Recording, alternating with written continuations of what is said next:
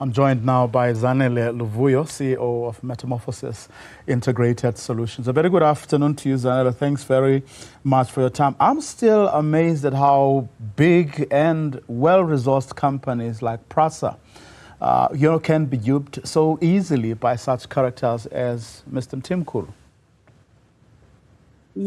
Thanks, Vuyo. Thank you for having me. So you'd actually be surprised at how often it happens. And it's usually in the case of a candidate who is at the very, very top of their career. So we've found CFOs, we've found ops executives, we have found candidates that are functioning at executive level.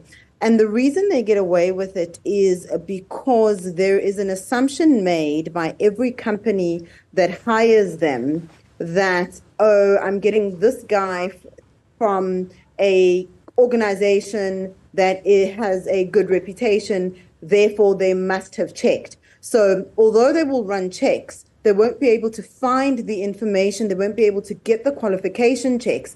At that point, they need to make a judgment call. So you would then say, oh, the candidate was working for XYZ JSE listed company prior to coming to us.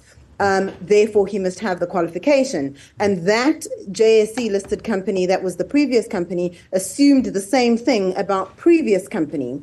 And so that is actually, in a lot of cases, how it happens.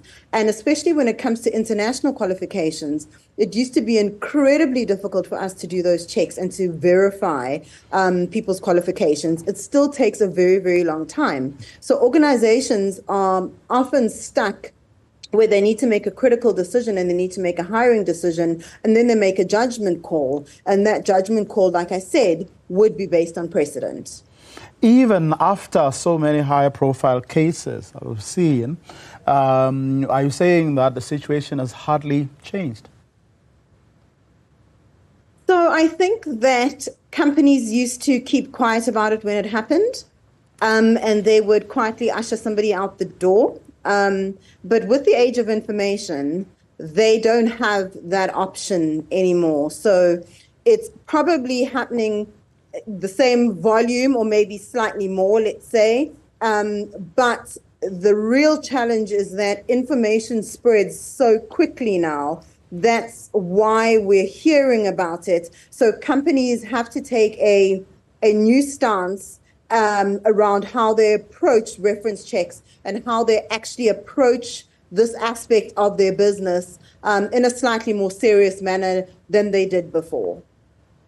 Have there been are you aware of any studies that people made just to get a sense of why people would still do this? Because you will have noticed that in recent times when we've seen examples of this, it's actually been very capable people, and you wonder why they would put themselves in such a fix by claiming to have a PhD that you don't have. Look, so I'm not sure about the studies. I did try to do a little bit of research before you guys called me, and I wasn't able to find anything current. But I can tell you just from experience, I think there are a number of factors.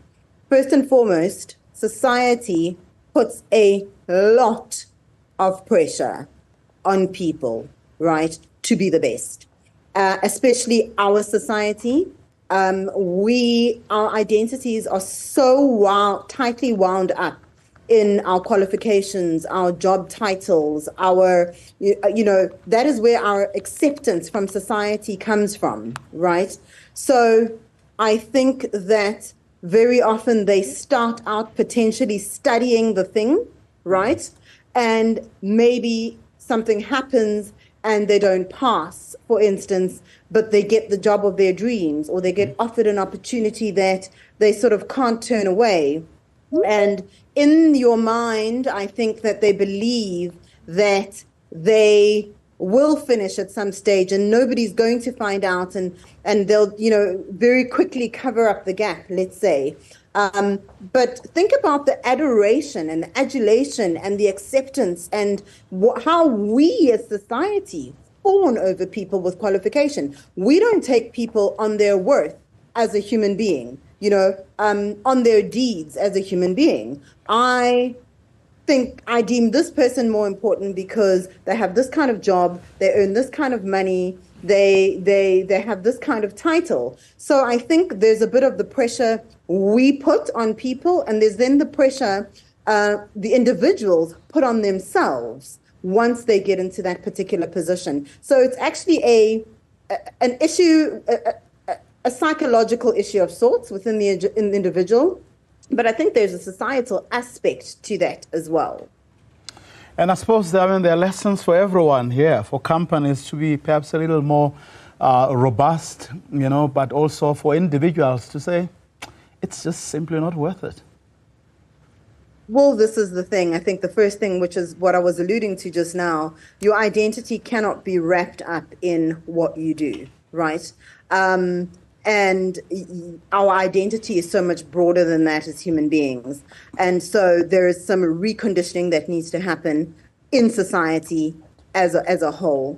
And then with regards to organizations, the reputational damage the reputational damage is huge. If you think about this, an engineering company, right, and an engineer that doesn't have the correct qualifications, in that instance, there's some companies that you can work for.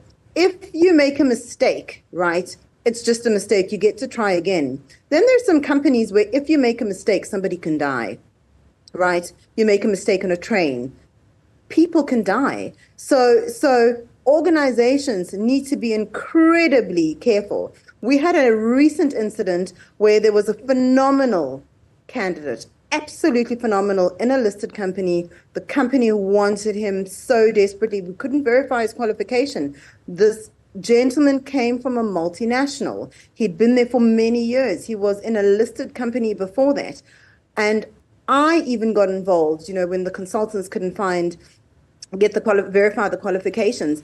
And eventually the organization, we had the discussion, and the discussion says, if something goes wrong, the nature of our business says that if something goes wrong in our business, somebody can die. So it was a complete no for them. But in businesses, I guess, where maybe that's not the consequence, right? And it can be swept under the rug, I guess they can afford to take a little bit more risk, but absolutely not. The reputational damage, the legal ramifications of it ruins everybody's lives. You're out of a job as a human being. You're going to jail. Your reputation is damaged. I mean, I could go on and on and on and speak less of sort of the mental health issues that you're now dealing with as a human being for something that was completely avoidable and unnecessary.